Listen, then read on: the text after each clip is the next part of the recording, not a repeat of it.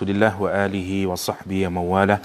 Asyhadu an la ilaha illallah wahdahu la syarikalah wa asyhadu anna Muhammadan abduhu wa rasuluh wa safiyyu wa khalilu addal amanah wa nasahal ummah wa jahada fi sabilihi haqqa jihadih. Ikhwafillah rahimakumullah, rekan-rekan semua yang dirahmati Allah Subhanahu wa taala. Sore hari ini kita belum memutuskan untuk mengkaji surah yang akan kita kaji karena momentumnya masih di bulan Maulud. Kita hanya insya Allah mengkaji satu ayat yang diletakkan oleh Al-Quranul Karim di akhir dari surat At-Taubah. Ya, kita insya Allah mengkaji ayat ke-128 dari surat At-Taubah. Laqad ja'akum rasulun min anfusikum azizun 'alaihi ma 'anittum harisun 'alaikum bil mu'minina raufur rahim. Kenapa kita mengkaji ini? Karena harapannya dengan mengkaji ini kita mengenal lebih dekat Rasulullah Sallallahu Alaihi Wasallam. Ya, orang yang paling kita harapkan syafaatnya. Oke, kita mulai saja. Susunan Al-Quranul Karim tentu saja seperti yang saya bicarakan tadi malam di HTQ adalah bersifat divine. Meskipun kita terdapat perbedaan pendapat di kalangan para ulama, ada yang menyatakan murni ijtihadi para sahabat, ada yang mix antara ijtihadi para sahabat dan ketentuan dari Rasulullah SAW. Tapi pendapat yang paling kuat adalah bahwa seluruh surat-surat Al-Quran itu adalah arrangementnya dari Allah Subhanahu wa Ta'ala. Dasarnya adalah terutama sekian banyak dasar. Tapi yang paling menarik untuk di sekedar ngawalin ya, karena kenapa Allah meletakkan Nabi Muhammad, karakternya Nabi Muhammad SAW di akhir surah At-Taubah, karena menarik ya, hanya surat Taubah yang kita dapati awalnya tidak menggunakan Bismillahirrahmanirrahim. Apalagi ada hadis yang menunjukkan bahwa Rasulullah SAW itu mendapatkan Al-Quranul Karim itu arrangementnya memang dari Allah. Misalnya diawali dari apa yang dikenal dengan Sab'ut Tiwal, ya, 7 surat yang panjang itu, kemudian baru diikuti dengan Al-Mi'in yang ratusan, ya. Habis itu baru diikuti dengan yang dibaca terus menerus, ya. Habis gitu baru diikuti dengan yang paling terakhir dari surat Qaf sampai An-Nas, ya. Itu sekuennya kita dapatkan dari hadisnya Rasulullah SAW. Kalau kita hitung sebenarnya masuknya di At-Tiwal kalau kita perhatikan, karena itu ketika Utsman ibnu Affan ditanyai oleh Abdullah ibnu Abbas berkenaan dengan kenapa meletakkan Al-Anfal mendahului Al-Baqarah, jawabannya seakan-akan menunjukkan proses arrangement itu dilakukan oleh Utsman ibnu Affan. Padahal tidak begitu kalau kita perhatikan. Ya, arrangementnya tetap dari Allah SWT. Al-Anfal sama At-Taubah tidak ada bismillahnya seperti surat-surat yang lain. Jadi seakan-akan memang dia, kata Utsman ibnu Affan, seperti satu kesatuan, apalagi secara tema dia berkaitan, yang pertama. Yang kedua, apalagi tidak ada Bismillahirrahmanirrahimnya. Dan saya belum sempat menanyakan kepada Rasulullah SAW, kenapa kok tidak dikasih Bismillahirrahmanirrahim, kata Utsman bin Affan. Inilah yang dipakai oleh para ulama yang menyatakan bahwa arrangement surat di dalam Al-Quranul Karim itu sebagian ijtihadi. Tapi ini nanti bisa dibantah, ya. Kita tidak sedang menjelaskan itu, tapi prinsipnya adalah bahwa arrangement itu, sebagaimana yang kita yakini ya, itu bersifat divine, dan karenanya kalau kita lihat surat At-Taubah diawali dengan tidak menunjukkan kasih sayangnya Allah SWT. Tapi yang paling menarik, ujung dari surat At-Taubah diakhiri dengan penjelasan kasih sayangnya Nabi Muhammad SAW.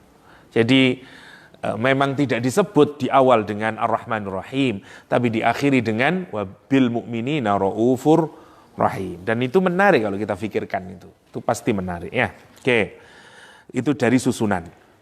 Kenapa ini penting? Terutama Saya ngulang lagi ya, karena kemarin ada yang luput sedikit dari kata huwallazi ba'atsa fil ummiyina rasulan, ya. Minhum yatslu alaihim ayatihi. Waktu kita bahas surat Jum'ah, saya lupa mendiskusikan tentang kata yatsluna. Rasulullah SAW disifati dengan orang ummi, ya. Dan Nabi diutus di tengah-tengah masyarakat ummi. Kata ummi ini kita diskusikan lebih detail. Kenapa? Karena orang Syiah memahami kata ummi itu dinisbatkan kepada nama Mekah sebagai Ummul Qura. Ya. Kalau Korea, ibunya Korea namanya Ummul Qura, kan begitu toh. Jadi dia menjadi pusatnya. Jadi misalnya kalau sekarang kayak RT, RW pusatnya Kota Malangnya, jadi menjadi kotanya dia. Ummul Qura. Orang-orang Syiah menyatakan yang dimaksud dengan ummi, ba'atsa fil ummiyina, ini maksudnya diutus di kota Makkah, karena itu Nabi orang Makkah, itu maksudnya. Dan yang bahayanya adalah ummi tidak berkaitan dengan ketidakmampuan Nabi Muhammad SAW untuk membaca dan menulis. Orang Syiah meyakini ummi itu tidak berarti Nabi tidak bisa membaca dan menulis, tapi Nabi bisa membaca dan menulis.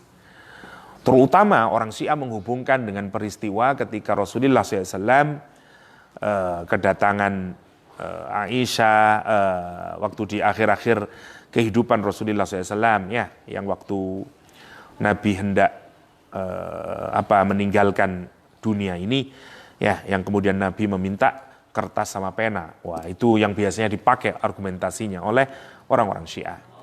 Sementara ahli sunnah wal jamaah, ya, tidak begitu, dan ini pendapat yang jauh lebih kuat karena tidak dikaitkan kepada Ummul Qura, tapi dikaitkan kepada ibu. Jadi seseorang yang lahir itu tidak mungkin bisa membaca dan menulis. Nah, masyarakat yang tidak bisa membaca dan menulis itu dianggap seperti orang yang lahir dari bapak ibunya. Dan sifat itu disebut dengan ummi, gitu, ummi. Oke. Sekarang pikirkan, kalau Nabi Muhammad itu ummi, terus dilahirkan dari bangsa yang dilahirkan di tengah-tengah masyarakat yang ummi, huwallazi ba'atsa fil ummiyina rasulan. Sekarang pertanyaan saya, kalau kita memahami ummi itu incapable of writing and reading, berarti perintah pertamanya tugas Nabi apa? Yatsluna alaihim. Yatsluna apa? Reading. Katanya Nabi incapable of reading and writing. Tugas pertama Nabi, yatsluna. Apa enggak kontradiktif itu? Apalagi kalau dipakai misalnya ketika malaikat Jibril datang pertama kali ke Nabi Muhammad SAW dan kemudian menerima surat Al-Alaq, ketika disuruh membaca Iqra, Nabi Muhammad bilang apa? Ma'ana biqari. Bagaimana Nabi menjalankan tugas ini kalau Nabi itu seorang ummi yang tidak bisa membaca dan menulis?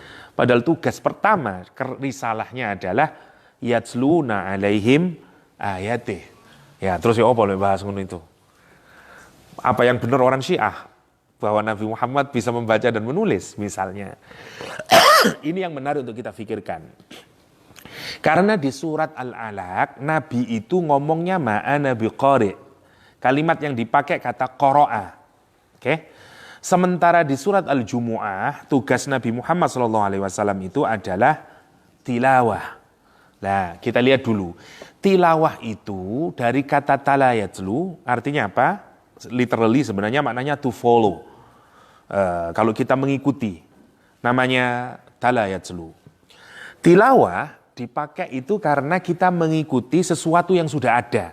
Kalau dia berupa tulisan, misalnya inilah. Kalau kita ngikutin dari M, terus ada A, terus ada apostrof, terus ada dal, sampai dal, D, U, B, A, T, U, L, L, A, H misalnya ya. Terus kita ngikutin tanpa ada tambahan sedikit pun, kita mengikuti semuanya. Maktubatullah. Kita melakukan proses tilawah. Berarti dalam tilawah itu kalau mau kita pikirkan sebenarnya ada 2 poin yang mau disampaikan. 1, dalam tilawah itu berarti kita tidak ada tambahan apapun karena kita sekedar following. something, ya. Anda bukan menjadi mubtadi kalau yatluna itu. Yuk tetap ada makdubatullah, tidak sampean baca makdibatullah. Kalau Anda baca makdibatullah berarti you tidak following, tidak tilawah, itu maksudnya. Satu maknanya tilawah. Yang kedua yang harus dipikirkan tentang tilawah itu adalah, berarti kalau tilawah, kira-kira sudah ada enggak yang diikutin? Ada. Maka kalau kita ngomong tilawah, berarti sudah ada tulisannya. Itu poinnya yang mau disampaikan sebenarnya oleh Al-Quranul Karim. Nah, pertanyaan yang awal, ini berkenaan nanti dengan arrangement. Penting ya seluruhnya itu kita pahami. Karena kalau kita meyakini arrangement Quran itu dilakukan oleh para sahabat, yang pertama, ada 3 pendapatnya. 1, arrangement itu solely made by the companion, yang pertama. Dibikin oleh sahabat, ijtihadi. Jadi kenapa Fatihah, habis itu Al-Baqarah, habis itu Ali Imran, habis itu An-Nisa misalnya. Ini semuanya arrangement dari siapa? Dari sahabat. Alasannya kenapa? Alasannya karena apa yang dibakukan oleh Zaid bin Sabit berbeda dengan mushaf yang dimiliki oleh Ali bin Abi Thalib, Ubay bin Ka'ab, dan Abdullah ibn Mas'ud. Perbedaan mushaf itu yang kemudian distandardize oleh Utsman bin Affan menjadi Rasm Utsmani, jelas-jelas menunjukkan bahwa ini adalah kerjaannya Zaid bin Sabit. Gitu kelompok yang pertama. Nah, teman-teman liberal rata-rata ngikutin yang ini. Nah, itu biasanya. Saya anti dengan pendapat yang nomor 1.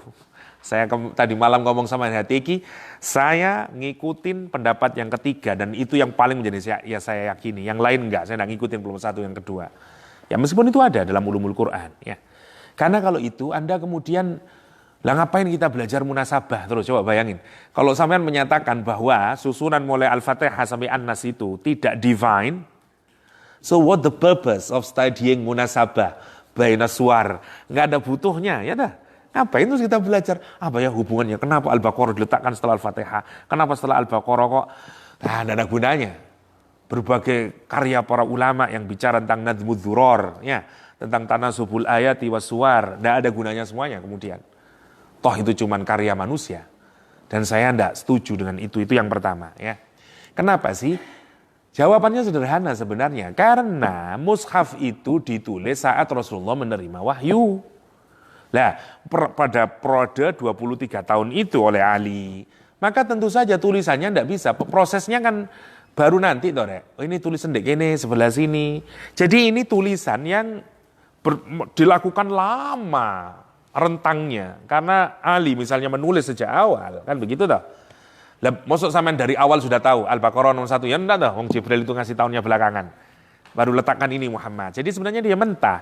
Dia dan itu digunakan untuk individu, enggak pernah digunakan untuk umum. Itu seperti kamu mencatat pelajaran loh, tapi kamu belum melakukan proses coding, editing, dan kemudian enggak ada edit ya. Mungkin belum dilakukan kanonisasi, kira-kira begitulah. Ya. Atau yang kedua yang menyatakan bahwa mix tadi. Kalaupun yang mix, pendapat paling akhirnya adalah, kenapa sih kok ada pendapat mix? Karena cuman surat Al-Anfal dan At-Taubah. Dan itu pun terbantahkan sesungguhnya. Makanya pendapat yang paling kuat, enggak. Wong Nabi itu deres Quran tiap tahun nanti Jibril. Dan Zaid bin Sabit hadir. Zaid bin Sabit mendengarkan.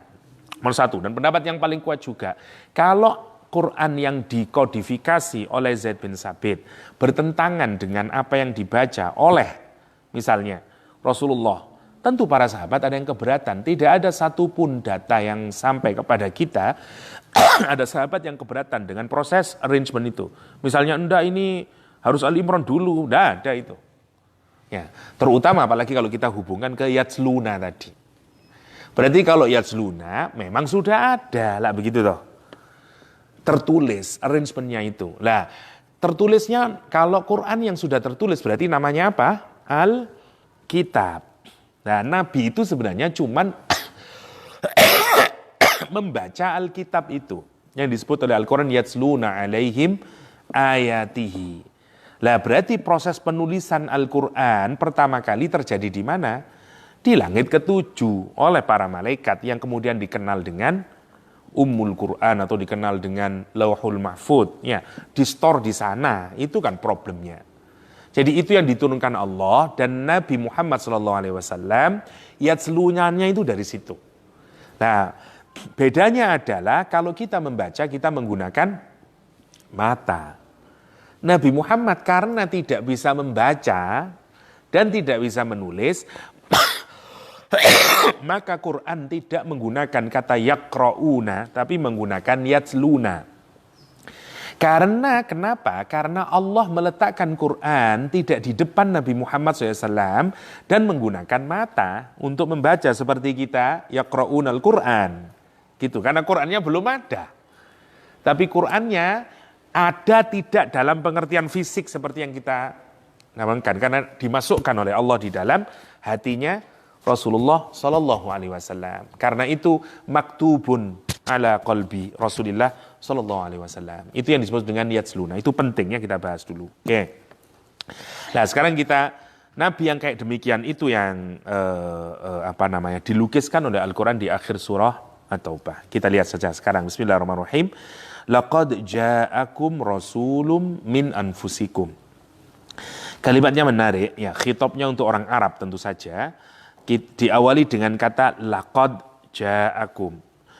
Menarik karena Allah menggunakan dua penekanan sekaligus untuk kata ja'a. Ya.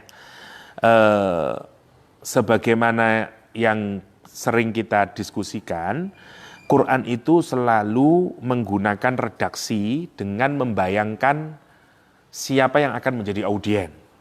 Ya. Jadi audiennya siapa ini? Itu yang dibayangkan oleh Al-Quranul Karim.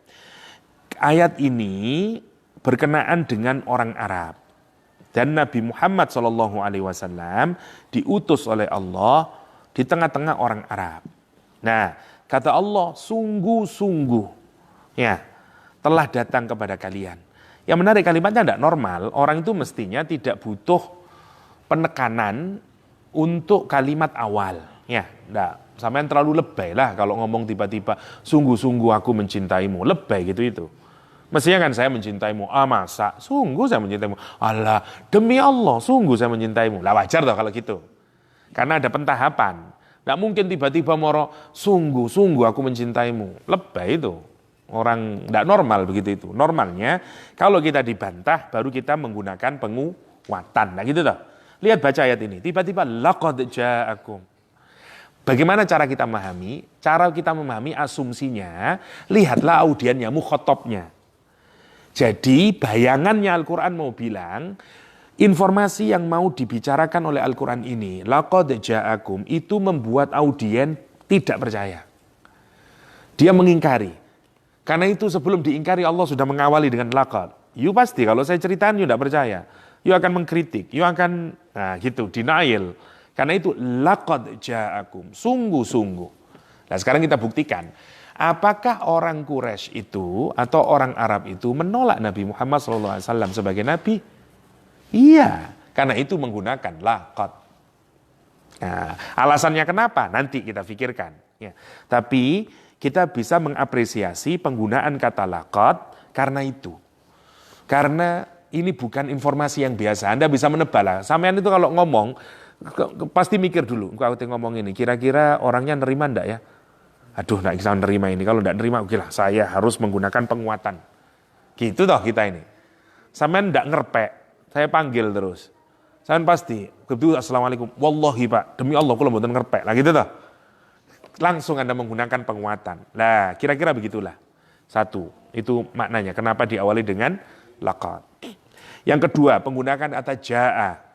Sekali lagi untuk menunjukkan sesuatu yang sangat berat, ya, bukan hal remeh-temeh itu. Allah mendatangkan nabi. Ya, apalagi Sayyidul Mursalin, Nabi Muhammad sallallahu alaihi wasallam.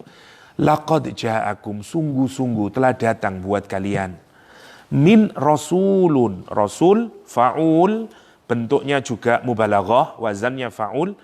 Kalau orang itu menyampaikan terus-menerus, menyampaikan message, ya, namanya faul. JNE bisa rasul dalam pengertian ini, ya. Karena dia terus nyampein, sending terus, messaging terus, ya. Namanya rasul. Semuanya ghafur, faul, ya. Rasul.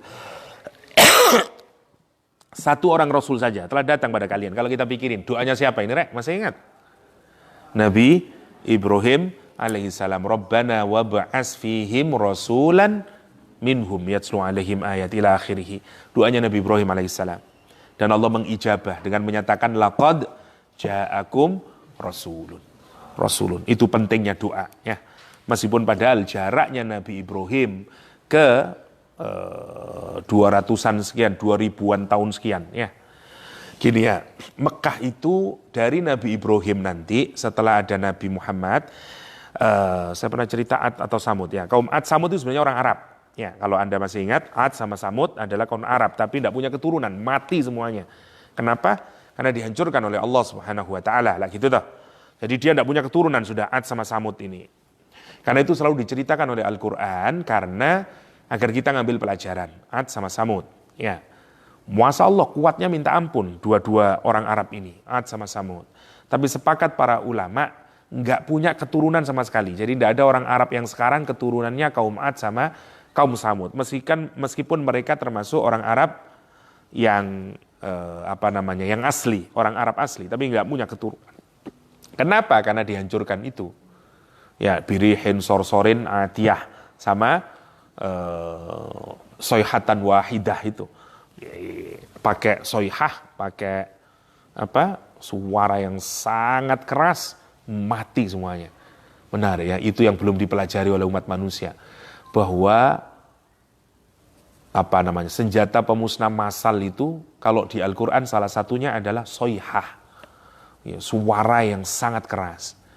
Orang Cina saja yang membayangkan itu dalam film tapi ya Kung Fu Hustle ya, ada yang pakai mati semuanya. Kira-kira ya begitu, hancurkan kaum Samud itu begitu. Kaum Samud itu dihancurkan dengan cara begitu oleh Allah SWT ya. Tapi ngece-ngece kaum Samud itu kurang ajarnya ya. Habis membunuh nanti dia kulitnya berubah mulai dari kuning ke merah kemudian ke hitam. Nabi Saleh menyatakan kul tamattau, silakan kamu bersenang-senang selama 3 hari. Mereka ngece-ngece, kapan mau mati ya? Dan segala macam, nanti ditiup mati semuanya ya. Masya Allah. Dan Allah menyatakan wala yakhafu uqbaha. Kamu kalau nyiksa atau kalau menghukum, kamu jadi guru ngukum anak, kalau keterlaluan, kira-kira waktu kamu mukulin orang, kamu mikir enggak resiko konsekuensi? Mikir, Rek. Kalau nanti kamu jadi guru, nyewir anak atau apa, kamu mikir, kenemenan aku diamuk. Saya masih ingat waktu ngisi pondok Ramadan zaman mahasiswa ya, ke SMA di Surabaya sana. Waduh, anak nuakalnya minta ampun lah. Jadi ngajar itu membawa mercon ya. Jadi di depan kelas dia jalan dikasih duar. Anak kelas 3, guru agamanya tidak tahan, dia ambil waplok sama dia. Merah. Pulang kamu, pulang. Orang tuanya datang bawa arit. Ya, saya masih ingat sampai sekarang itu. Zaman saya dulu kan salah satu kalau Ramadan kan musim pondok Ramadan. Lah, itu ke SMA. Saya ngisi sama guru agamanya itu. Guru agamanya dicariin orang tuanya bawa arit ya, gara-gara Masya Allah. Karena orang itu kalau memukul atau menghukum seseorang, mesti orang mempertanyakan, orang mikir, kira-kira resikonya apa ya? Paling tidak kita akan, kalau kita ngelihat orang mukul, kan cukup cak. Sudah parah kan gitu. Allah menyatakan wala yakhafu uqbaha. Saat Allah menghancurkan kaumnya Nabi Saleh, bukan kaum Samud ya, dihancurkan oleh Allah sehancur-hancurnya, dan Allah, aku tidak takut dengan akibatnya. Masya Allah.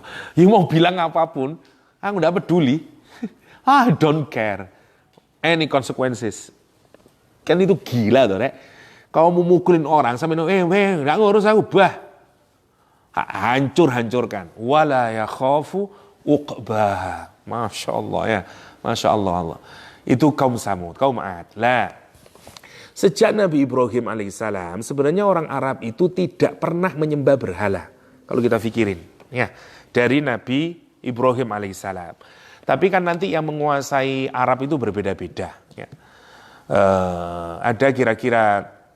Ada yang memperkirakan, kira-kira orang Arab itu baru menyembah berhala sekitar 450-an atau 490, roughly kira-kira 500 tahun lah.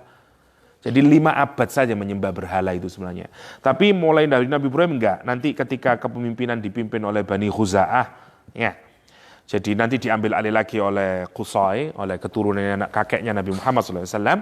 Baru nanti kalau kita perhatikan itu. Nabi Muhammad hidup ketika sudah dirubah. Siapa orang pertama kali yang membawa berhala? Yaitu siapa namanya kalau lupa saya, Amir bin Luhai kayaknya ya, Amir bin Luhai pertama kali yang membawa berhala. Kenapa?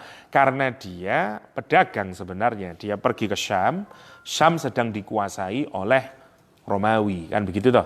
Karena Palestina itu kemudian nanti dikuasai oleh orang Romawi. Sebenarnya Palestina sama dengan Mekah, karena kan ini tempatnya Nabi Ibrahim, tauhid semuanya. Cuman Palestina dikuasai karena setelah dihancurkan oleh Titus, dihancurkan oleh siapa lagi itu tahunnya kalau kita perhatikan mirip di tahun itulah. Lah kemudian diganti Palestina dengan nama Jerusalem diganti dengan Ailia. Lah terus dia termasuk Syam dikuasai juga. Dan mereka mengganti semuanya patung sekarang. Jadi Romawi sebenarnya yang punya ide patung itu. Lah sementara Amir ini datang ke Syam, dia melihat ini apa ini patung ini. Dia bawa pulang Hubal, kan gitu ceritanya. Hubal dibawa ke Mekah, mulai ditaruh di Ka'bah, dan mulai ada berhala itu. Jadi sebenarnya tidak dari awal orang Mekah itu menyembah berhala, enggak. Ya, Nabi Muhammad hidup pada masa setelah itu. Ya, sehingga sudah ada berhala dan segala macam. Sebenarnya awalnya enggak. Nah, Allah mengutus Nabi Muhammad, mendatangkan Nabi Muhammad SAW, tugasnya nanti Rasul, menyampaikan terus menerus, min anfusikum, dari diri kalian. Ada banyak maknanya min anfusikum. Ada yang pertama min jinsikum, min nasabikum, arabiyum mislukum, ada min asyrafikum, dan segala macamnya. Kalau kita lihat maknanya secara biasa saja, kalau kita lihat makna yang pertama ya dari jenis kalian. Dia manusia, dia makan minum seperti kita, dia dan seterusnya. Min anfus ini penting untuk kita perhatikan. Kenapa mereka menolak? Kita lihat dulu ya. Ketika Rasulullah ke Taif, ya Anda perhatikan 3 anaknya Amr bin Amir, ya itu kan menarik jawaban mereka itu. Ada satu yang menyatakan sungguh kamu telah merobek kain Ka'bah, ya, kalau memang kamu mengaku Nabi. Ada yang menyatakan mulutku terlalu suci untuk bicara dengan kamu, dengan pembohong semacam kamu. Karena kalau Allah itu mengutus Nabi, tidak mungkinlah kamu yang jadi Nabi. Yang layak jadi Nabi itu saya atau Ahnas bin Syurek atau Walid bin Mughirah lah. 2 orang itu yang paling layak. Tidak mungkin kamu. Jadi kalau kamu itu Nabi, maka saya harus hati-hati ngomong. Dan kalau kamu itu pendusta juga, mulutku ini terlalu suci untuk bicara dengan pendusta. Kata dia, kenapa sih? Karena yang diragukan oleh mereka itu Muhammad itu siapa? Tapi yang dilihat, kritiknya orang Taif, salah satu pemimpin suku orang Taif tidak menerima Nabi Muhammad sebagai Nabi. Kenapa?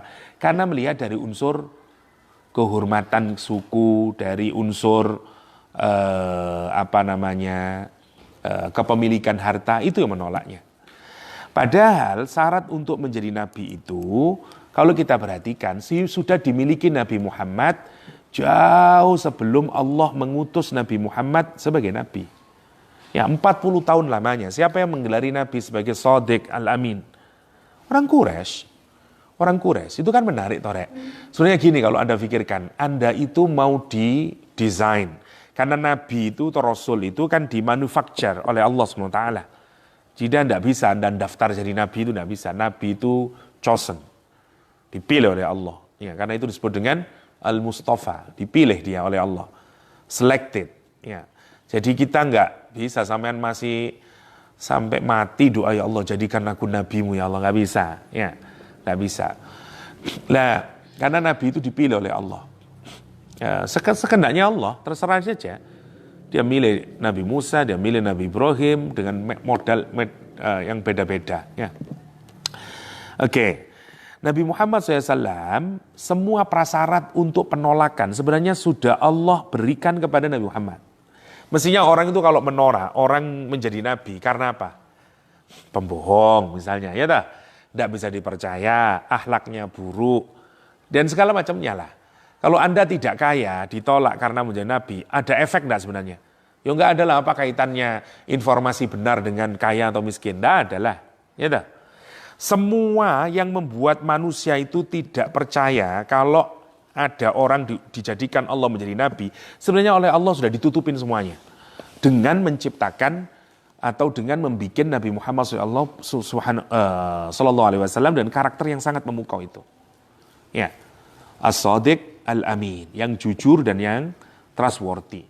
Masya Allah ya, Nabi Muhammad itu sekalipun sampai usia 40 tahun, bohong aja enggak pernah, Rek.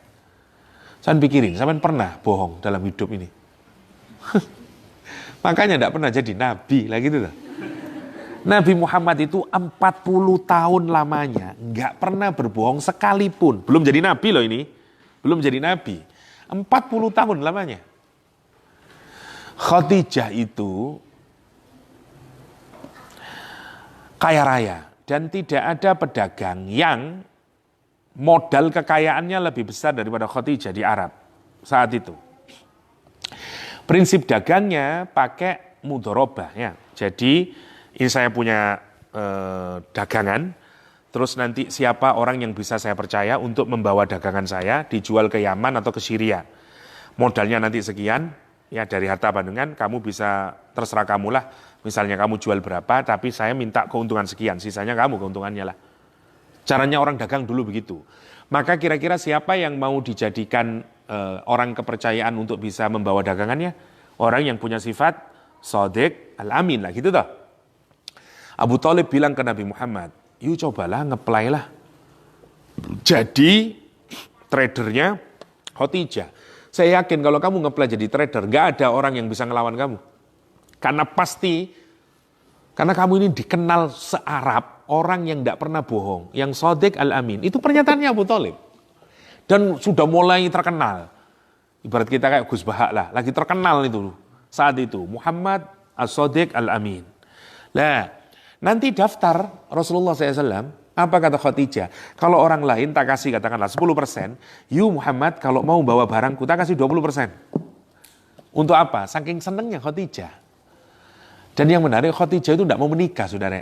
Setelah menikah 2 kali gagal, ya meninggal maksud saya, dari orang kaya bapaknya mati. Ya karena itu dapat harta dari bapaknya. Nikah dengan suami pertama kaya juga, mati. Warisannya balik lagi Khadijah, 2 kayaknya. Kawin lagi, mati lagi. Jadi 3 kekayaan dari 3 laki-laki ngumpul di dia. Makanya kaya raya. Dan dia sudah tidak mau menikah, Rek. Kenapa? Wong lanang sumpek katanya ngelamar Khadijah. Ya dah. Dia dikenal dengan At-Tahirah, the pure one. Yang suci. Karena dari keluarga yang terhormat, kaya raya, cantik, terpandang. Siapa sing wani ngelamar? Modal apa sampean? Dengkul. Wah susah ngelamar Khadijah. Dan Khadijah sudah tidak kepingin menikah. Karena dia sudah punya anak dan segala macamnya. Tapi begitu ada ladies gathering setahun sekali di Mekah, Khadijah hadir di ladies gathering itu. Ada orang Yahudi bilang, ladies, kata dia, akan datang seorang nabi di tengah-tengah kalian. Saya sangat berharap kalau nanti sudah datang dan jadilah engkau orang yang dipilih oleh dia, maka maulah kamu kalau memang dia memilihmu menjadi istrinya. Kata Khadijah, sejak pernyataan orang Yahudi itu, hatiku rasanya berdegup, aku mau menikah lagi. Asal dengan itu. Lah, belum tahu tapi. Bawa barangnya tidak begitu mudah ya, dikasih Maisarah, kan begitu toh. Terus berjalanlah Rasulullah SAW, awan berarak ngikutin dia, Maisarah laki-laki ya, mulai terkagum-kagum dia. Sampai kemudian Nabi Muhammad di gereja Nestorian, berada di bawah pohon itu, nanti pendetanya menyatakan siapa dia? Muhammad. Katanya pendetanya, katanya Maisarah, kata pendetanya, sungguh tidak ada laki-laki yang duduk di bawah pohon itu kecuali dia seorang nabi. Kata dia, apakah ada tanda merah di matanya? Iya, dia seorang nabi. Katanya pendeta Nestorian. Pohon itu yang sampai sekarang masih hidup, ya, yang dikenal, kemudian dijadikan film dokumenter oleh orang Barat dengan judul The Living Sahabi, ya, The Living Sahabi. cari di YouTube ya, The Living Sahabi. Cerita Nabi Muhammad SAW itu. Nanti saya pulang, sebagian riwayat menuturkan Khadijah melihat awan berarak menaungi Nabi Muhammad SAW. Mulai kekaguman berubah menjadi kelepek-kelepek. Cinta sekarang Khadijah udah. Kepingin Khadijah. Lah nanti Nafisah itu yang menjadi mak jomblo. Singkatnya kan begitu. Menikahlah beliau. Lihat, Khadijah yang menyatakan, Muhammad sesungguhnya saya itu kesengsem kepada kamu. Kata dia, karena apa? Karena kebaikan akhlaknya Rasul. Karena akhlaknya, karena jujurnya, karena itu pernyataannya Khadijah. Karena itu ketika Rasulullah menerima wahyu pertama dan gemetaran dan ketakutan karena merasa jangan-jangan itu adalah jin atau apa. Siapa yang menenangkan? Khadijah. Khadijah yang menyatakan la yukhzikallahu abada. Allah tidak mungkin menghinakanmu selama-lamanya. Aku loh Muhammad mencintai kamu, mengagumi kamu itu karena baiknya akhlakmu, jujurnya kalimatmu dan segala macamnya. Itu pernyataan Khadijah. Karena itu tidak mungkin kamu menyambungkan tali silaturahim, kamu yang ngasih makanan kepada anak yatim, kamu yang ngasih makan kepada orang-orang janda miskin, kamu yang membebaskan anak perempuan yang mau dibunuh karena lahir dan seterusnya. Kamu Muhammad, tidak mungkin Allah, tidak mungkin itu jin. Pastilah itu adalah malaikat yang juga turun kepada Nabi Musa alaihissalam. Dan kemudian dibawa ke Warokoh ya, oleh Khadijah. Dan Warokoh membenarkan bahwa yang datang adalah malaikat ya, Jibril alaihissalam. Itu fungsinya. Lihat, semua perangkat orang tidak percaya kepada Nabi Muhammad kalau dia membawa nubuah atau membawa naba, berita, sebenarnya sudah dikunci oleh Allah. 1, Shadiq dia. 2, Al-Amin. Sampai coba lihat preparationnya ya, kalau kita pikirkan itu. Nabi naik ke Bukit Sofa dan kemudian menyatakan setelah turun ayat wa anzir asyiratakal aqrabin ya, mengundang semua saudaranya, suku-suku dan seterusnya. Nabi menyatakan wa sobaha wa sohaba. Nabi kemudian menyatakan, apakah kalau aku berkata di balik gunung ini ada jais, ada tentara yang akan menghancurkan Mekah, kamu percaya kepadaku? Ada satupun orang yang menolak? Enggak ada. Orang Arab menyatakan kami percaya karena kami belum pernah mendapati engkau berbohong Muhammad. Bisa sampai mendapatkan respon dari masyarakat semacam itu. Saking sodik dan saking aminnya Nabi Muhammad SAW. Jadi sebenarnya nanti kalau sampean kalau melihat sejarah, kenapa orang menolak sampai Allah menyatakan laqad ja'akum? Pasti alasannya bukan karena sesuatu yang saya meragukan Muhammad jadi nabi karena enggak. Pasti nanti karena alasan yang lain. Karena semua pintu untuk meragukan kerasulan nabi sebenarnya sudah ditutup. Karena karakter beliau itu maksudnya. Ya, laqad ja'akum rasulun min anfusikum. Dan ini penting, kenapa kok harus dari anfus? Sekali lagi, karena dia mau dijadikan teladan.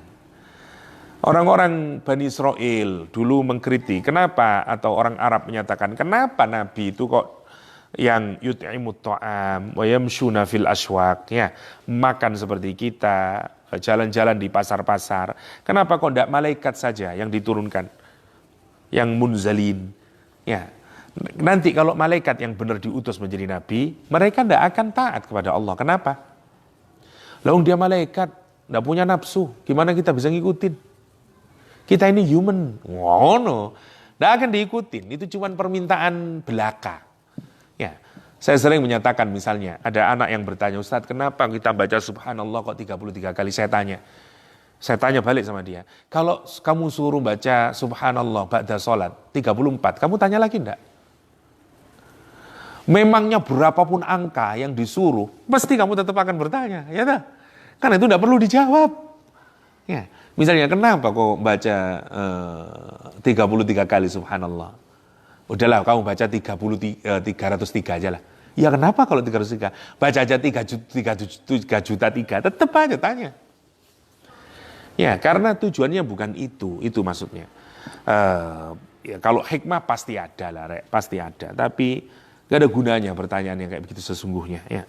Oke, pertanyaannya harus berubah. Kenapa gak harus ada pengulangan? Nah itu mungkin dijawab. Tapi kalau kenapa kok sholat duha, sholat subuh itu 2 rakaat, zuhur kok 4 rakaat? Ngapain zaman ngurusin gitu itu? Ya, nggak penting-penting. Ya, Lihat, sama dengan orang yang menyatakan kita ini akan beriman, mengakui kalau ada nabi itu kapan? Kalau malaikat yang turun atau ada suhuf yang turun dari belakang, tidak bisa itu dipercaya. Ya. Karena itu Allah min anfusikum, kenapa? Agar kalian dekat, melihatnya, hidup bersama dia. Sehingga kalau dia menyampaikan sesuatu, kita langsung bisa menerimanya. Dan dia mempraktekkan. Sementara kalau mikir Nabi itu parah ya. Harus 3 hari, tidur di Quathur. Sekarang kalau mau nyoba, cobalah tidur di atas batu. 3 hari, kuat sampean. Bayangin itu aja lah. Ini bukan sementara naik ke Quathur. Itu batu semuanya. Jadi kalau Anda baca riwayat yang menyatakan Nabi naik ke Gua Thur sampai darah kakinya berdarah-darah, itu benar ya. Karena gunung-gunung di Arab tidak kayak gunung-gunung di sini. Sampai ngelihat pohon-pohon, tidak ada pohon blas di Arab itu. Gunung ya watu merengkel karu-karuan gitu. Ya tak? Makanya berdarah-darah untuk naik itu. Dan tinggi itu. Tinggi kalau kita perhatikan. Yang kita mengagumkan dari siapa? Abu Bakar As-Siddiq. Ya, karena itu gurunya begini, kalau Anda kan ada lubang gini, kalau misalnya dia bisa melihat kaki kita, andai orang itu melihat kakinya, pandangannya akan masuk ke dalam sini. Itu yang ditakutkan oleh Abu Bakar As-Siddiq. Kenapa? Karena dia ada di dalam ini berdua dengan Rasulullah, dia melihat kaki-kakinya ini. Aduh ini lain giling kok titik kelihatan kita ya Rasulullah. Baru nanti Umar menyatakan, Rasulullah SAW menyatakan jangan takut. Ya, kita ini bukan, ya ada Allah yang ketiga di antara kita, Allahu Tsali, ya, Allah yang ketiganya dan seterusnya itu. Masya Allah kalau kita perhatikan ya, itu perjuangan. Kalau kita berikan, ngapain Nabi susah-susah harus pasang strategi, mestinya lewat Madinah itu ndak harus lewat Gua Thur. Nabi-nabi milih ke Gua Thur, bermalam 3 hari dan segala macamnya lah. Harus bikin parit, ya, yang masa Allah susahnya, tinggal doa aja loh. Di Nabi juga berdoa nanti. Coba kalau sampean pikirkan, 10.000 pasukan koalisi mau menyerang Madinah, ya 10.000, bayangin ya. Gara-gara Nabi mengusir Bani Nadir dari Madinah, diusir ke Khaybar, mereka marah, bikin koalisi ke Mekah. Kata dia, saatnya kita crush them, kata dia, harus menghancurkan Nabi Muhammad SAW. Ya, karena itu mereka bikin koalisinya raksasa, 10.000. Quran menyarankan Madinah diserang dari depan, dari atas, dari bawah. Idzaghatil absar, sampai mata itu ketika itu seperti tidak bisa melihat secara tajam gini karena saking ketakutan. Wa balaghal qulubul hanazir, ketika hati itu sudah tidak kayak di sini kayak di tenggorokan sini, saking takutnya para sahabat itu. Karena mikir ya kalau kita ngitung roughly ya, kira-kira orang Islam itu cuma sekitar 2.000-an lah, plus sama laki-laki perempuannya. Jadi di sini orang Islam, di belakang Nadir hilang, Kari Koinuko, Quraidah dan segala macamnya ya. Sini gunung, sini bukit-bukit, ada celah. Tapi oke lah, celah bisa dikasih tentara, tidak bisa masuk jadinya. Di belakang pohon kurma, karena belakang ini pertanian, tempatnya orang Yahudi. Tapi pertaniannya Yahudi itu bentengnya atau tinggi-tinggi. Karena kenapa? Karena mereka melegi. Jadi pohon kurmanya itu dibedengi sama bedengnya, dipageri, dan pagernya tinggi-tinggi. Ya, jadi itu menjadi tameng alami lah kalau nyerang dari belakang. Maka sisa ini aman, tinggal yang dari sini. Nabi menempatkan Ali bin Abi Thalib di sini, ya di setiap celah-celah itu, pos penunggu itu, depan yang berlobang, karena itu bikin parit. Kalau kita perikatkan, dan lihat, ngapain Nabi susah-susah begitu? Kalau kita pikirkan, Indian parit juga tidak menyelamatkan. Kenapa? Karenanya masa paceklik. Lawong bikin parit aja sehari 1 kurma para sahabat. Lagi nggak ada makanan. Terus mau perang, kalau 1 hari 1 kurma, itu sudah tanda mereka tidak punya makanan. Kan kalau dibuntu aksesnya, tidak bisa ke depan, dari mana makan? Kata orang Quraisy, oke, good, kita tidak perlu perang. Kita tunggu aja lah, berapa lama kamu bisa bertahan dalam kota tanpa makanan. Hari ini kamu mati semuanya, loyo kamu serahkan kotamu sendiri. Alhamdulillah, bangun tenda kata orang Quraisy. Oke, kita lihat. Dan Nabi Muhammad akhirnya berdoa. Ya, nanti jadi masjid tempatnya Nabi Muhammad berdoa namanya Masjid Al-Fatah. Karena itu nanti disebut dengan Sab'a Masajid atau Al-Masajid As-Sab'ah. Pos-posnya itu dirubah jadi masjid-masjid. Ya, kalau kita ke sana Khandaq itu nanti jadi masjid-masjid. Ada Masjid Salman Al-Farisi, ya, yang itu menjadi situs di mana dulu menjadi pos-posnya sahabat yang dari arah sininya tadi yang bukit-bukit itu. Itu poinnya. Poinnya maksud saya, kenapa kok Nabi tidak memilih doa saja dari awal? Kok ada susah-susah bikin parit lah dan segala macamnya. Kenapa? Karena min anfusikum. Itu maksudnya. Agar kita bisa jadi meneladani Rasulullah Shallallahu Alaihi Wasallam. Strategi itu penting dan segala macamnya. Itu maksudnya min anfusikum itu. Karena Rasul itu untuk kita, bukan untuk yang lain. Ya, itu maksudnya. Oke. Kita mau fokus ketiga, ini agak cepat ya, saya tidak terlalu detail. Allah menggambarkan karakternya Rasulullah SAW. Kalau kita ini mau mutabaah dengan Rasulullah SAW, kita juga harus punya 3 sifat ini. Anda kalau kepingin seperti Nabi Muhammad, ya apa ya yang paling karakternya Nabi Muhammad yang paling jelas dalam Al-Quran? Ya 3 ini. Dan kalau kita ngaku umatnya Nabi Muhammad, mestinya kita juga punya 3 ini. Oke, kita lihat yang pertama. Kata Al-Quranul Karim, Nabi Muhammad itu azizun alaihi ma'anittum. Aziz artinya al-ghalib, ya, al-ghalabah wa syiddah, namanya aziz. Atau di tempat yang lain aziz itu adalah al-quwwah wal hurmah. Orang punya kekuatan, punya kehormatan, namanya aziz. Namanya aziz. Tapi aziz kalau plus ala, maknanya jadi berbeda. Kalau kita dapat maknanya sebaliknya, kayak roghibah lah. Roghibaan sama roghibah, kayak begitu. Jadi lawannya menjadi sebaliknya. Karena itu para ulama menafsirkan aziz menjadi azizun ala, itu menjadi sebaliknya dari kata al-aziz. Dan semuanya dibikin superlatif oleh Allah SWT. Jadi aziz itu menjadi remuk, menjadi apa ya, berat terasa oleh Rasulullah SAW. Ya, jadi yang tadi perkasa sekarang menjadi berat dirasakan oleh Nabi. Apa? Anything kata Allah SWT. Anitum yang membuat kita al-anat ay at-ta'ab atau al-makruh, sesuatu yang tidak kita sukai, sesuatu yang memberatkan kita, sesuatu yang memusingkan kita, sesuatu yang dirasakan pokoknya tidak enak. Jadi kalau umatnya Nabi Muhammad itu sumpek, siapa yang merasa berat? Rasulullah SAW. Dalam bahasa kita, Nabi punya apa, Rek? Social awareness, punya social empati. Anda kalau selfish, ngaku umat Kanjeng Nabi, duduk umat Kanjeng Nabi. Kalau you mikir sendiri, tidak pernah peduli dengan orang lain, terutama orang Muslim ya, karena itu sifatnya Nabi Muhammad SAW. Nabi itu apa saja yang menyedihkan umatnya, Nabi itu berat dirasakan oleh Nabi. Maksudnya Nabi itu bisa merasakan kesedihannya umat Islam atau kemudian umatnya itu dari umatnya. Ya, kita ini kadang bisa merasakan kesedihan, tapi dari perspektif kita, bukan dari perspektif orangnya. Nabi itu enggak. Azizun alaihi ma'anittum. Apa saja yang kita merasa berat, ya aku ngerti, Pak. Sampean kan merasa senang tahun itu. Sampean punya beban masalah perempuan biasanya. Yang sampean butuhin apa cuman? Ya, ember lah gitu tuh. Sampean terus ngomong sama aku mau Mbak ini ngumpapin semuanya. Padahal Mbak ngomong apa? Iya Mbak ya. Mari no enak amnes plong, lumayan ya. Nabi tidak hanya begitu. Nabi ikut merasa berat, dipikirin. Masya Allah ya. Itu kalau bahasa sekarang ya itu. Ada social quotient-nya Nabi, ada social awareness-nya Nabi, ada empatinya Nabi Muhammad.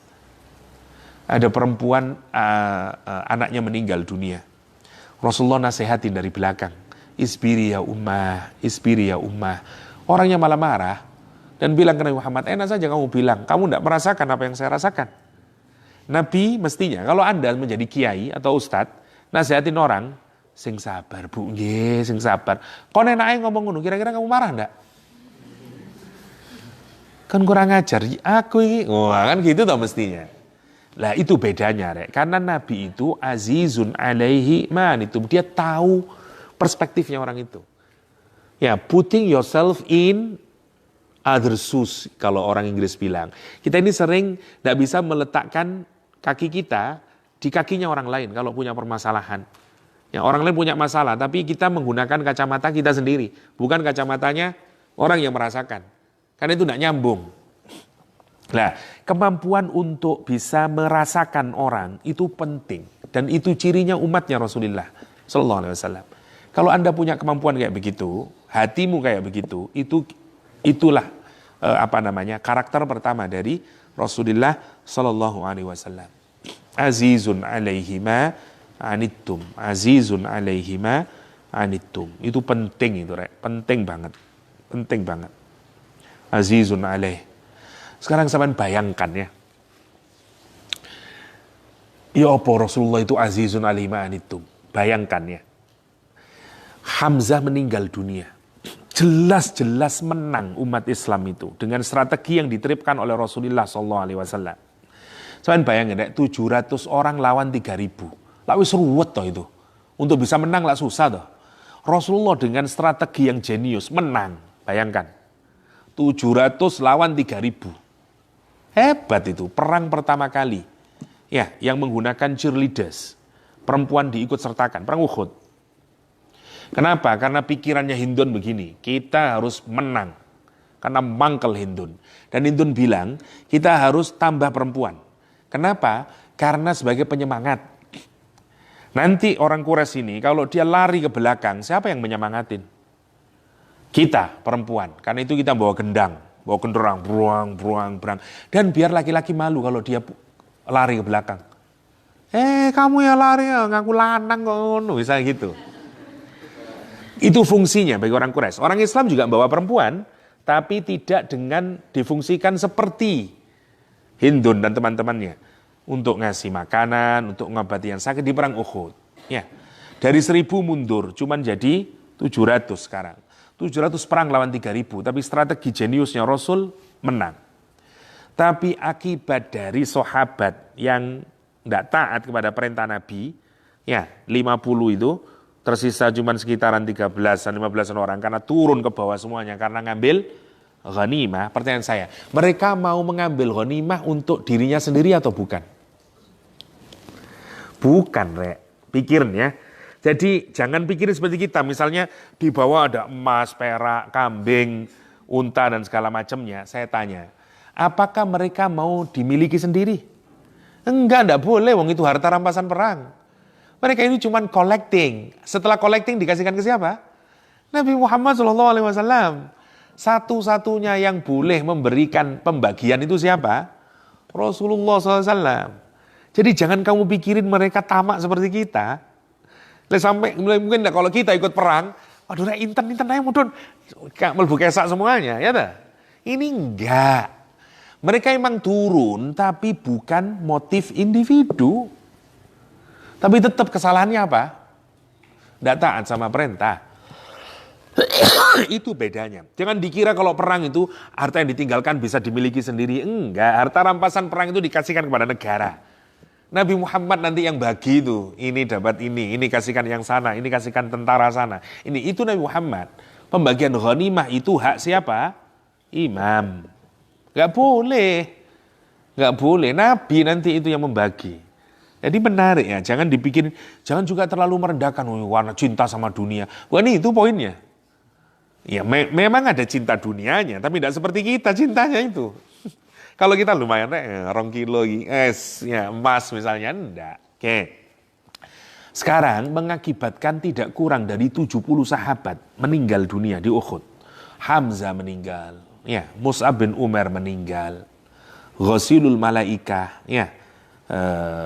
Hanzalah yang baru menikah, ya, lupa belum mandi junub, mati juga karena ikut perang Uhud. Tiba-tiba ada air sisa pemandian.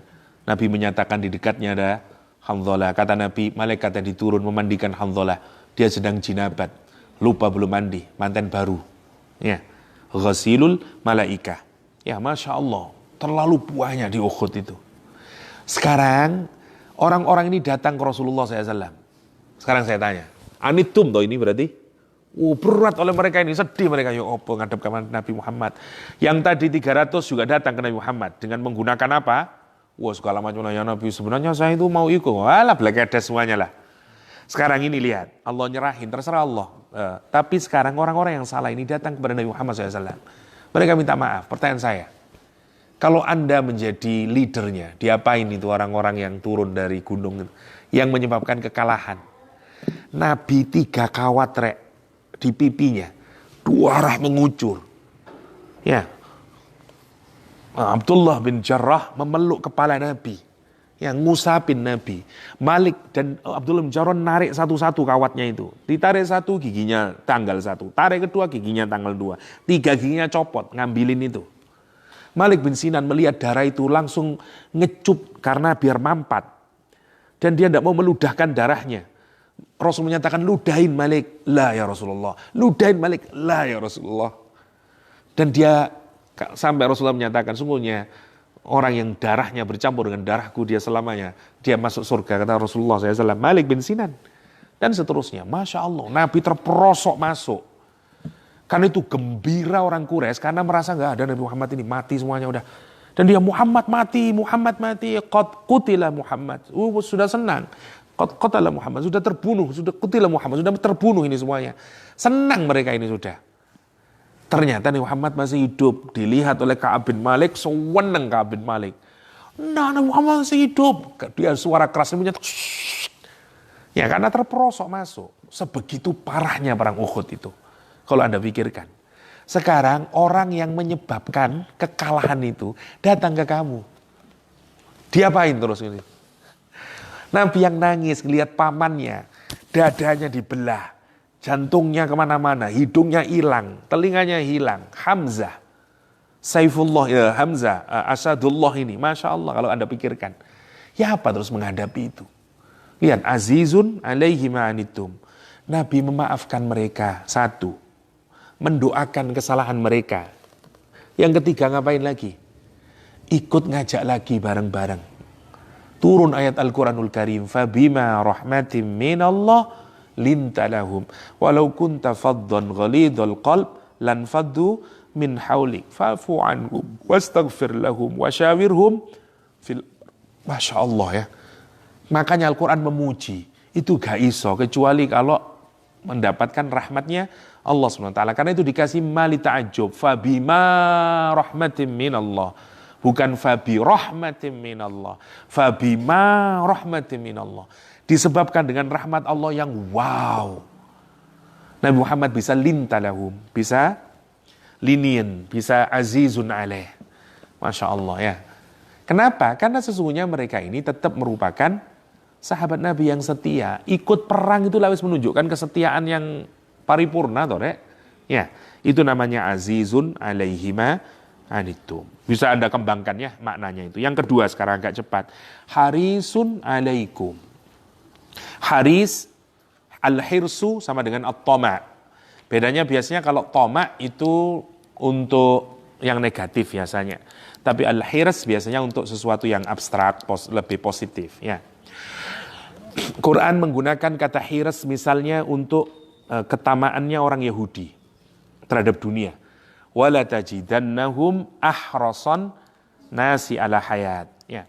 Orang Yahudi itu orang yang paling tamak terhadap dunia. Gambarannya dalam Al-Quranul Karim. Nabi juga tamak. Dan lihat semuanya itu, lihat kalimatnya, semuanya mubalaghah, azizun, ya, harisun, raufun, rahimun, semuanya sifatnya mubalaghah. Itu ibaratnya maksimal semuanya sifatnya Nabi itu. Anda tidak akan bisa punya empati seperti empatinya Nabi Muhammad kepada sesama orang Islam. Kenapa? Karena Allah menggunakan mubalaghah, azizun alaih. Yang kedua sifatnya Nabi harisun, Nabi tamak. Ada ulang, kalau ditafsir ditambahi ya, azizun harisun alaikum antu'minu, itu biasanya. Jadi harisun alaikum, tamak Nabi Muhammad atas kebaikan kita. Kebaikan duniawi, kebaikan ukhrawi. Karena itu Nabi kepingin semua orang itu beriman. Kepingin semuanya masuk surga. Itu keinginannya Nabi Muhammad. Kamu kalau mau niru Nabi Muhammad, irulah begitu. Jadilah orang yang melihat orang lain itu dengan perasaan kasih sayang. Ya apa ya dulurku iso bener.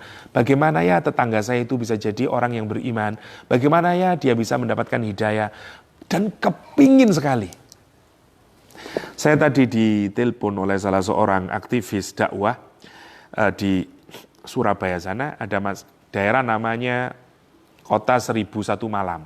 Ya, ada di jembatan di salah satu di Surabaya itu hiduplah beberapa ratus orang ya di bawah kolong jembatan ya.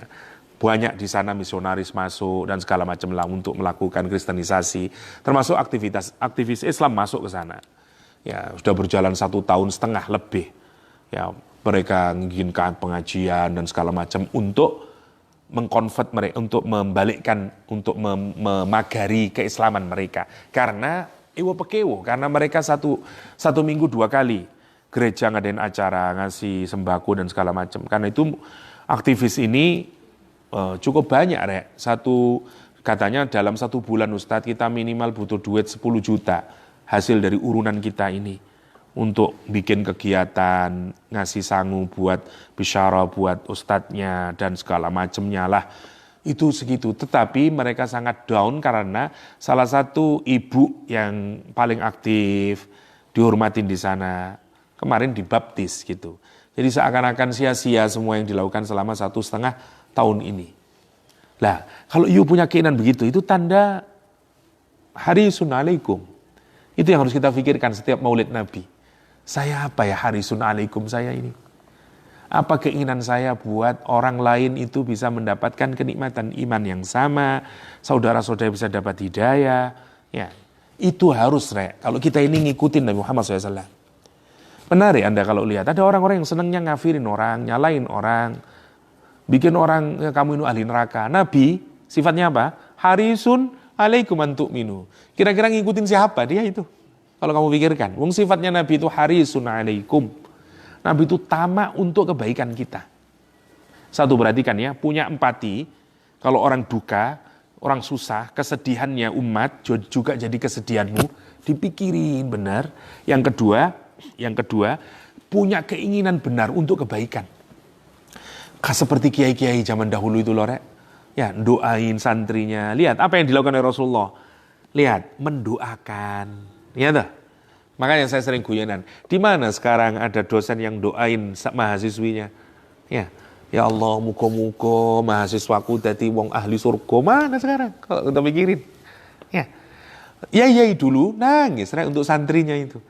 Muga-muga santrinya husnul khotimah, dadi wong alim, itu doanya dia.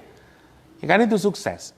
Salah satu kesuksesannya Muhammad Al-Fatih adalah karena punya guru yang terus doain dia. Itu yang penting. Kalau kita pikirkan, harisun alaikum. Kita harus menumbuhkan itu, harisun alaikum. Yang kedua. Yang ketiga sekarang terakhirnya, bil mu'minina ra'ufur rahim. Terutama buat orang mukmin, Nabi Muhammad itu apa? Ra'uf. Yang kedua, rahim. Ada yang menyatakan ra'ufun lil muti'in. Rahimun lil mudhnibin. Ya. Ada yang mengatakan begitu, ada yang menyatakan enggak. Ra'uf itu lebih kuat daripada rahmah. Wallahu alam. Yang jelas dua-duanya ini adalah salah sifatnya Allah SWT, tapi dilekatkan kepada Nabi Muhammad SAW. Saking agungnya akhlaknya Nabi itu. Kalau Anda masih ingat waktu kita bahas hadis syafaat, itulah contoh yang paling kelihatan banget. Ra'uf rahimnya Nabi Muhammad SAW buat kita. Mikirin kita. Ya, Masya Allah ya. Bil mu'minina ra'ufur rahim. Ya.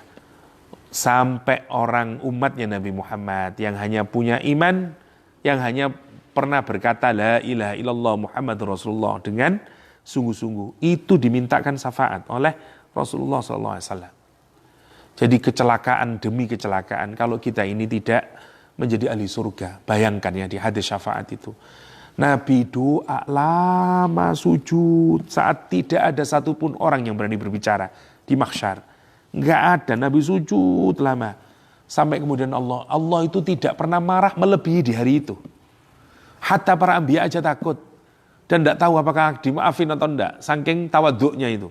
Nabi Adam, Nabi Ibrahim, Nabi Musa, Nabi Isa, hanya Nabi Muhammad.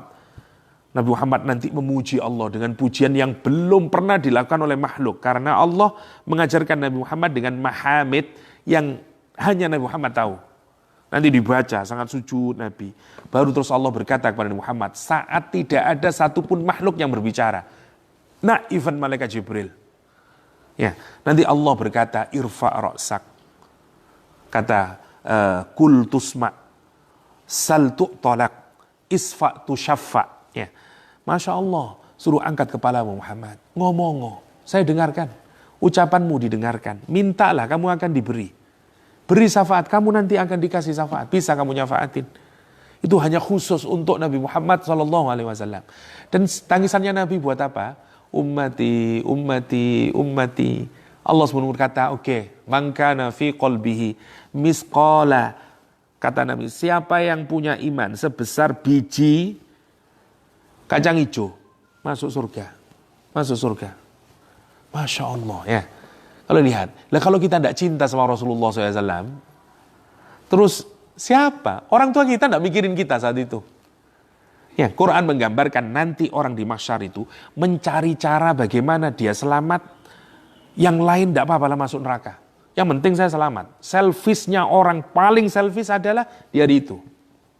Ya, sampai Al-Quran menggambar yawaddul ladzina kafaru gimana orang kafir itu sangat kepingin dia bayar ransom lah, kata dia siapa dululah anaknya dulu atau siapalah istrinya dulu, sohibahnya dulu, tak saudara dulu, terus sampai terakhir waman fil ardi jami'an, semua orang di dunia lah masukin neraka kecuali dia. Waman fil ardi jami'an summa yunji, penting saya selamat. Saking selfishnya itu loh. Dia cari saya dulu. Kenapa kamu gini? Ya dulu itu karena suami saya yang begini tuh. Suami saya aja masukin neraka, bukan saya. Cari suaminya tidak ada. Oh karena anak saya dulu. Anak saya itu yang membuat saya ini tidak sholat. Gara-gara anak saya aja masukin neraka. Sampai kuabedian. Seluruh manusia aja masukin neraka. Yang penting saya enggak. Saking apanya itu? Saking selfishnya. Enggak ada orang. Suami nanti mencari cara untuk bagaimana dia selamat. Kalaupun harus mengorbankan istrinya enggak apa-apa lah. Gitu nanti. Dulu saya ini gara-gara dulu saya sebelum single saya masih taat, gara-gara kawin sama kamu ini saya tidak taat. Ya Allah ini penyebabnya, ya Allah masukin neraka aja, jangan saya. Iso ngomong ngono besok rek. Enggak ada orang mikirin orang lain itu, karena masing-masing ketakutan dan kepingin menyelamatkan sendiri-sendiri. Itu yang disebut dengan Al-Quran, yafirrul mar'u min kul sya'nui yughni, masing-masing mikirin dirinya sendiri karena saking ketakutannya. Satu-satunya orang yang mikirin kita Nabi Muhammad SAW. Masya Allah ya. Itu bil mu'minina ra'ufun rahim. Itu di akhirat ya. Apalagi dunia terlalu banyak lah contohnya. Selesai, boten, sujud lagi Nabi Muhammad. Allah berkata lagi, irfa' ra'sak. Ya. Saltu tolak, kultusma, isfa'tu syafa'. Nah, dalam hadis baik di Bukhari atau di Muslim. Ya. Baru kata Allah SWT, semua orang yang punya iman sebesar dzarrah sekarang, atau kita maknai zaman dahulu lah, sebesar biji sawi, masuk surga. Dari biji kacang hijau, biji sawi sekarang, lebih kecil lagi, masuk surga. Terus lagi apa? Adna.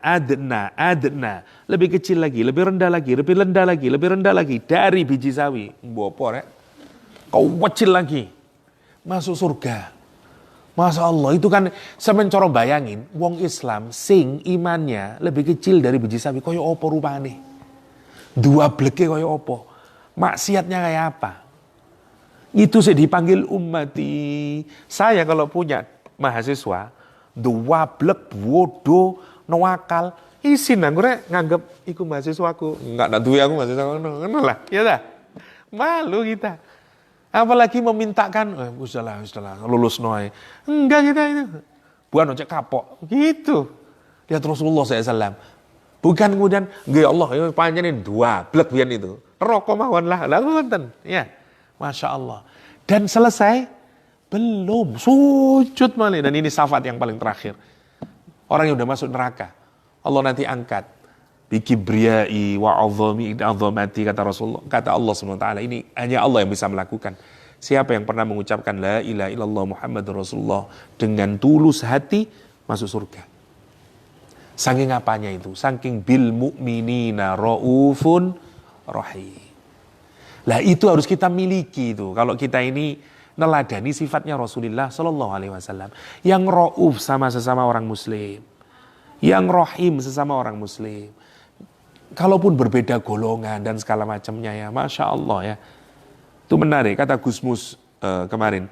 Orang yang tidak bisa, kata dia Gusmus mulai mencontohkan dengan ukhuwah nahdiyah katanya. Wong sesama NU itu karan. Kalau orang tidak bisa punya ukhuwah nahdiyah, tidak mungkin dia punya ukhuwah Islamiyah. Kalau tidak bisa ukhuwah Islamiyah, sekarang gede ini berarti NU ambil Muhammadiyah, ambil Persis, ambil macam-macam lah. Kalau dia sudah tidak bisa ukhuwah Islamiyah, tidak mungkin bisa meningkat lagi ukhuwah watoniyah, dulur senegoro. Ya. Kalau itu tidak bisa, tidak mungkin dia sampai di puncaknya ukhuwah basyariyah. Ya. Sesama manusia. Itu yang kita milihin. Doanya lihat orang-orang soleh begitu, termasuk Nabi Ibrahim alaihissalam. Rasulullah cintanya kepada orang mukmin. Kalau ini khusus ya, karena rauf dan rahim memang di akhirat sana. Memang di akhirat. Ya, bil mu'minina raufur rahim. Karena itu menjadi kehormatan kita ini dijadikan umatnya Nabi Muhammad sallallahu alaihi wasallam. Sallallahu alaihi wasallam. Indah banget, indah banget. Saya ulang lagi apa yang saya utarakan di HTQ terakhir ya. Allah menyatakan, ya menarik ya, yang membuat saya paling menangis kalau di Raudhah itu adalah ayat ini. Ya, kata Al-Quranul Karim, ya, walau annahum idzalamu anfusahum ja'uka wastaghfirullah wastaghfarallahumur rasul lawajadullaha tawwabar rahimah. Sampeyan lek maca ayat iku di depan kuburan Nabi, enggak iso rek. Mak nyep tengati itu ya. Apalagi kalau Anda pakai al-idhah fi manasikil haji wal umrah dari Imam Nawawi, itu salamnya akan lengkap kalau dari Imam Nawawi itu. Assalamualaikum ya Rasulullah, assalamualaikum ya Nadhir, assalamualaikum ya Bashir, dan semuanya domirnya K. Rasanya beda ya. Semoga nanti semuanya bisa ke Raudhah misalnya. Sampeyan lek salat di sini, ya. Ngomong K itu kan masih jauh toh, meskipun wis domirnya mukhatab, tapi kan waduh di Madinah sana, ya dah. Ya. Kita ini jangan percaya bahwa Nabi Muhammad itu mati seperti orang kafir, pikirannya mati wis gak ono. Enggak, yang mati kan jasadnya toh. Rohnya masih hidup. Kamu pikir kalau assalamualaikum Nabi tidak mendengar? Dengarlah. Dengar itu. Hadisnya sahih. Sekali kamu salam, Nabi membalasnya. Ya. Nah sekarang bayangin, apalagi kalau kamu di depan kuburan Rasulullah SAW. Masya Allah. Itu beda waktu ngomong assalamualaikum. Apalagi kamu di Raudhah, sampingnya itu kuburan Nabi. Assalamualaikum. Itu kan perasaannya berbeda. Toh. Masya Allah. Itu salah satu kenikmatan ruhaniyah. Ya, kenikmatan ruhaniyah. Lah, dulu ayat ini diterapkan oleh para sahabat. Kalau sahabat itu berdosa, dia datang ke Rasulullah SAW. Ya, dia datang ke Rasulullah. Kalau dia punya banyak dosa atau melakukan kesalahan, dia datang ke Rasulullah. Terus minta maaf kepada Allah dan minta Rasul untuk memaafkan kepada Allah SWT. Kalau itu yang dilakukan, diampuni semua dosanya. Ghamidiyah, perempuan Ghamidiyah, masih ingat yang berzina? Datang ke Rasulullah. Inni zanaitu fatahhirni ya Rasulullah, kulo zina ya Rasulullah. Sucikan saya ya Rasulullah. Itu tradisinya sahabat. Salah datang ke Nabi. Terus minta ampun, astagfirullahaladzim, dan minta Rasulullah mendoakan juga. Lah, Nabi menyatakan wis mulya dhisik. Nabi sebenarnya tidak ngereken, tapi dia bilang apa? Inilah hubla, kulo hamil ya Rasulullah. Dan tidak bisa lagi, rek. Semua praktek hukum itu, rajam itu karena pengakuan, nggak ada yang karena terbukti itu. Karena memang di dalam Islam hampir tidak mungkin kita membuat rajam karena pengakuan itu. Karena harus mensyaratkan 4 orang melihat secara langsung. Dan itu hampir tidak mungkin. Ya apa sampean mau melihat secara langsung 4 orang bareng-bareng, nggak mungkin. Ya, susah banget. Itu untuk nunjukin sebenarnya hukum itu hampir tidak bisa dilaksanakan. Lah penerapannya di zaman Nabi karena apa? Karena pengakuan. Perempuan ini sudah, kalau Nabi pulang aja lah, sampai kamu melahirkan 9 bulan, tobat dia nangis atas dosa-dosanya. Setelah melahirkan, datang lagi Nabi menyatakan hatta taftini, sampai anakmu disusuni, disapih. Pulang lagi dia setelah 2 tahun bawa roti sekarang anaknya, pergi ke Rasulullah SAW, dia bilang, ya Rasulullah, anak sekarang sudah saya sapih. Tidak berubah pikirannya itu. Bayangin, 2 tahun 9 bulan, sampai seiso mikir tobat. Ya, mungkin sudah ketawa yang zina sekarang sudah. Ya, na'udzubillah ya. Misalnya ada orang berzina setelah 2 tahun 9 bulan. Apa saya eling yang dosa nih? Mungkin wis lali tuh anaknya lucu ngorong tahun ini daling padahal itu hasil zina. Perempuan ini setelah 2 tahun 9 bulan saya nangis yang Kanjeng Nabi datang lagi. Tahhirni ya Rasulullah. Panjenengan rajam kula ya Allah. Ya, dimasukkan ke dalam tanah. Ya. Kemudian mulai dia dilemparin batu. Ya. Darah muncrat mengenai Khalid bin Walid karena dia melempar. Khalid mencerca. Rasul menyatakan mahlan ya Khalid. Stop ya Khalid. Ojo ngono Khalid. Laqad tabat taubatan law qusimat ala sab'ina min ahlil Madinah lawasi'athum. Di perempuan itu sungguh telah bertaubat dengan taubat yang sempurna. Kalau pahala taubatnya dibagi kepada 70 orang dari penduduk Madinah, cukup untuk memaafkan semuanya dan memasukkan ke surganya Allah SWT. Hebatnya apa? Coba. Lawajadullah tawwabar rahimah. Nah sekarang itu kalau Rasulullah masih hidup. Kalau Rasulullah mati, ternyata di ahlu sunnah wal jamaah tetap boleh, Rek. Tetap boleh. Dan sekian banyak itu. Ya, termasuk apa yang dilakukan oleh banyak yang diceritakan oleh sahibul Hadaiqur Ruwa Raihan, ya, yang baru meninggal dunia, Muhammad Amin Al-Harari, ya, yang banyak cerita tentang kuburan Rasulullah SAW, ya, yang pernah seakan-akan tangannya disentuh Nabi, ya, dan kemudian 15 hari terus bau harum terus, Masya Allah ya, bukan kita ngagungin kuburannya, tapi memang ini makbarah Rasulullah SAW.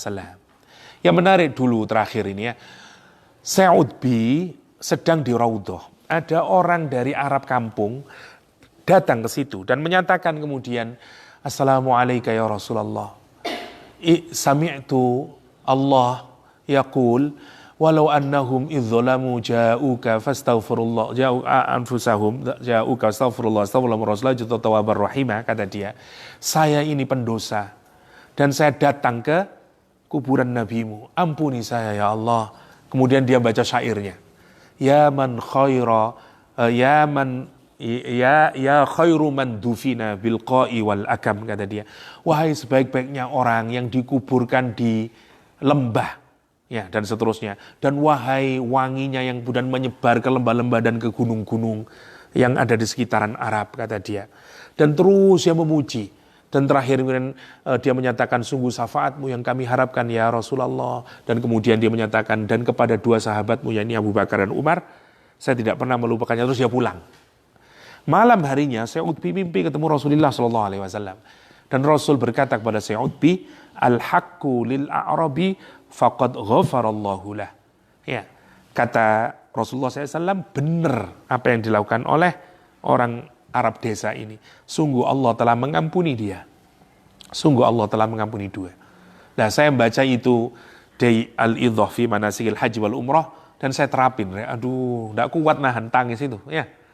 Terus sampai Assalamualaikum Rasulullah, terus baca walau annahum ya Allah, kulo niki kata dosa ya Allah, ya. Saya datang ke depan nabimu. Ampuni dosa saya Allah. Mulai disebut satu-satu, ampuni dosa ibu saya Allah, ampuni dosa bapak saya Allah. Dan boleh, seperti kata Imam Nawawi, kita boleh menyampaikan salam. Saya sudah nyampaikan salam MLC, Assalamualaikum min MLC, Rasulullah. Boleh tinggal disebut min, Assalamualaikum min Abi Muhammad, min Ummi, dan segala macamnya. Gimana kita tidak nangis? Ya, itu keindahan. Karena itu nyelengi, ya, nyelengi. Salah satu kenikmatan ruhani. Tidak mikir mulai terus. Masya Allah. Dan itu pasti akan merubah pribadi kita. Dan melihat sesama orang Islam itu namanya bil mu'minina ra'ufur rahim. Tidak ada itu ufuk cinta kita Rasulullah Sallallahu Alaihi Wasallam. Sallallahu Alaihi Wasallam. Nikmat. Tidak bisa digantikan. Tidak bisa digantikan. Ya. Indahnya Ya apa bayangin, kita ngeliat kuburannya aja senang. Bagaimana lagi kalau kita bertemu dengan Rasulullah SAW? Karena itu nikmat tertinggi. Ya, selain bertemu Allah SWT nomor satu. Yang kedua nikmat, apa kemarin yang kita diskusikan? Bersama dengan orang-orang yang soleh. Baru setelah itu masuk surga. Ya, karena nikmat itu berjenjang. Nikmat paling besar adalah bertemu dengan Allah. Yang kedua, bertemu dengan hamba-hambanya Allah Subhanahu wa ta'ala. Yang terakhir baru masuk surga. Kenikmatan semua surga itu nomor 3 sesungguhnya. Ya, itu bayangkan nikmatnya kita. Walau annahum idzalamu anfusahum. Ya, Masya Allah. Ya. Dan itu kemudian dijadikan pujian oleh Habib Abdullah Al-Haddad. Ya Sayyidi ya Rasulullah, ya man lahu jahu indallah, innal musi'ina ja'uka, ya li dzambi astaghfirunallah. Ya, wahai Sayyidku, wahai Rasulullah, ya man lahul jah, wahai orang yang memiliki keluhuran, kehormatan, keagungan di sisi Allah SWT. Innal musi'ina, sesungguhnya orang yang penuh dosa ini, ja'uka, datang menemuimu ya Rasulullah. Li dzambi, karena dosa-dosa menggelayuti kami, ampuni dosa-dosa kami ya Allah. Ya, dibikin pujian. Sayangnya kita tidak ngeh, padahal dari SD dulu kita sudah dengerin itu dilanggar-langgar ya. Ya Sayyidi ya Rasulullah. Baca itu dengan kerinduan kepada Rasulullah. Dan semoga itu memudahkan kita untuk bisa pergi ke At-Thaibah, ke tanahnya Rasulullah sallallahu alaihi wasallam di Madinah. Ya Sayyidi ya Rasulullah, ya man lahu jahu indallah, innal musi'ina ja'uka. Ya li dzambi astaghfirunallah. Itu 3 karakter yang digambarkan Al-Qur'an di akhir surat At-Taubah. Ya, saya tidak mengakhiri fa'in tawallahu ya. Waktunya tidak cukup, tidak apa-apalah. Untuk insyaallah mulai minggu berikutnya kita sudah mulai masuk ke surat tertentu yang wallahu alam, nanti kita surat apa yang akan kita bahas. Saya tak istikharah dulu lah, surat apa yang mau nanti kita bahas ya.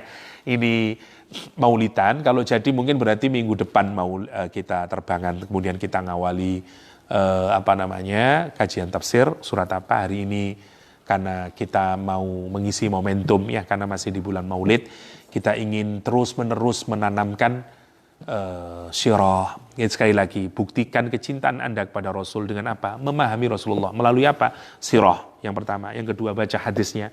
Terakhir, mulai melaksanakan apa yang dilakukan oleh Rasulullah Sallallahu Alaihi Wasallam. Ya, semoga kita ini dijadikan umatnya Nabi Muhammad yang pasti mendapatkan syafaatnya Rasulullah SAW. Ya, nanti semuanya dikumpulkan bersama junjungan kita Rasulullah Sallallahu Alaihi Wasallam. Demikian untuk pertemuan kita hari ini. Hadanallahu iyyakum ajma'in. Wassallallahu ala nabiyyina Muhammadin wa alihi wasallam wa akhiru da'wana anil hamdulillahi rabbil alamin. Wassalamualaikum warahmatullahi wabarakatuh.